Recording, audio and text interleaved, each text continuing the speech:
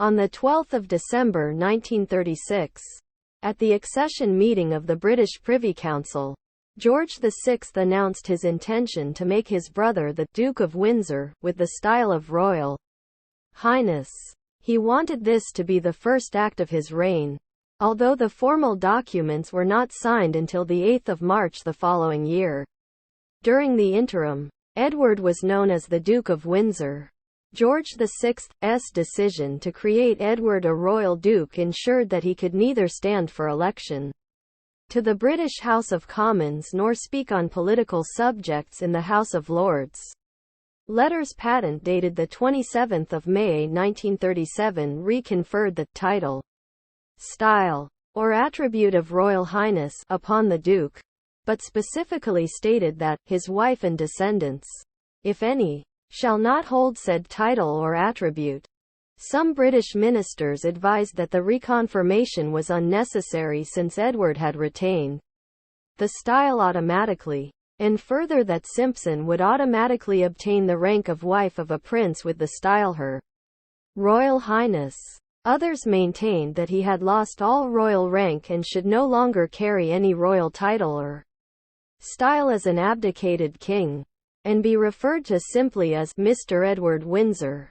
On 14 April 1937, Attorney General Sir Donald Somerville submitted to Home Secretary Sir John Simon a memorandum summarising the views of Lord Advocate T.M. Cooper, Parliamentary Counsel Sir Granville Ram, and himself. We incline to the view that on his abdication the Duke of Windsor could not have claimed the right to be described as a Royal Highness. In other words, no reasonable objection could have been taken if the king had decided that his exclusion from the lineal succession excluded him from the right to this title as conferred by the existing letters patent. The question, however, has to be considered on the basis of the fact that, for reasons which are readily understandable, he with the express approval of His Majesty enjoys this title and has been referred to as a Royal Highness on a formal occasion and in formal documents. In the light of precedent, it seems clear that the wife of a Royal Highness enjoys the same title, unless some appropriate express step can be and is taken to deprive her of it. We came to the conclusion that the wife could not claim this right on any legal basis. The right to use this style or title, in our view, is within the prerogative of His Majesty, and he has the power to regulate it by letters patent. Generally or in particular circumstances. The Duke married Simpson, who had changed her name by deed poll to Wallis Warfield, her birth surname, in a private ceremony on 3 June 1937. At Château de Candé, near Tours, France. When the Church of England refused to sanction the union, a County Durham clergyman, Robert Anderson Jardine, vicar of St. Paul, S. Darlington, offered to perform the ceremony, and Edward accepted. George VI forbade members of the royal family to attend, to the lasting resentment of the Duke and Duchess of Windsor. Edward had particularly wanted his brothers the Dukes of Gloucester and Kent and his second cousin, Lord Louis Mountbatten, to attend the ceremony. The French virtuoso organist and composer Marcel Dupré played at the wedding. The denial of the style Royal Highness to the Duchess of Windsor caused further conflict, as did the financial settlement. The government declined to include the Duke or Duchess on the civil list, and the Duke's allowance was paid personally by George VI. Edward compromised his position with his brother by concealing the extent of his financial worth. When they informally agreed on the amount of the allowance, Edward's wealth had accumulated from the revenues of the Duchy of Cornwall paid to him as Prince of Wales and ordinarily at the disposal of an incoming king. George also paid Edward for Sandringham House and Balmoral Castle, which were Edward's personal property, inherited from his father, and thus did not automatically pass to George VI on his accession. Edward received approximately £300,000, equivalent to between £21 million and £140 million in 2021. for both residences, which was paid to him in yearly installments.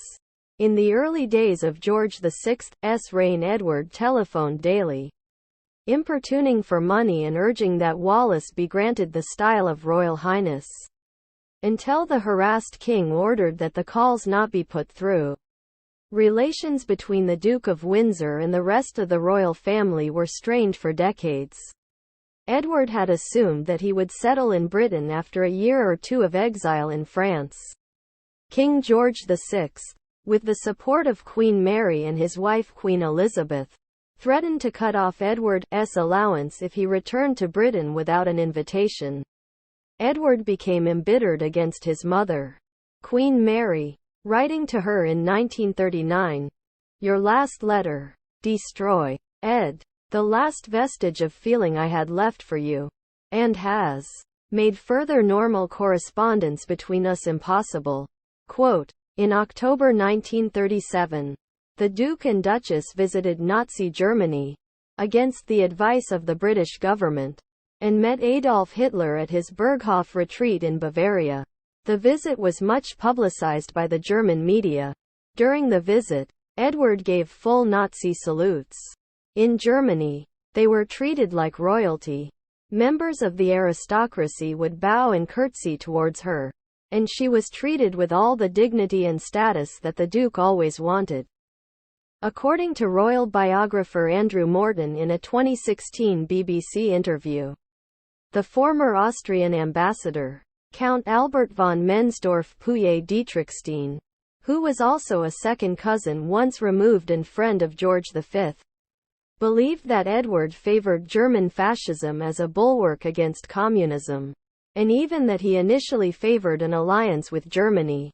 According to the Duke of Windsor, the experience of the unending scenes of horror during the First World War led him to support appeasement. Hitler considered Edward to be friendly towards Germany and thought that Anglo-German relations could have been improved through Edward if it were not for the abdication.